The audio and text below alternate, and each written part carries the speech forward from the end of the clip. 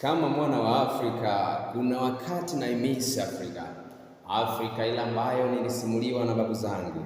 Afrika ile ambayo mwanaume alijisikia ufahari kwa kwenye nafasi ile aliyowekwa, na mwanamke alijiona ni mwenye bahati kuwekwa kwenye nafasi aliyowekwa. Afrika hii usingeona mwanaume anayetamani kwa mwanamke wala mwanaume aliyekuwa shoga. Afrika hii usingeweza kuona mwanamke aliyetamani kuwa mwanaume wala mwanamke aliyekuwa tomboy. Afrika hii usingeona mwanamke msagaji. Kuna wakati naitamani Afrika ile ambayo ilisimuliwa na babu zangu, lakini kwa kiasi kidogo nilibahatika kuishi kijijini, nikaona Afrika ile ambayo jioni ile vijana walikusanyika pamoja, wakakaa sehemu, wakasimuliana hadithi za warembo kwa kijiji kile.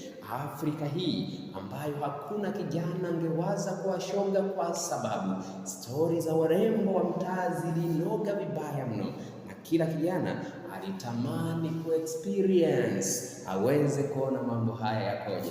Afrika hii ambayo wazungu wametupotezea, halafu baada ya hapo wakarudi kwetu kama msaada, halafu tukawapigia makofi tukiwaona watu wa maana kweli kweli.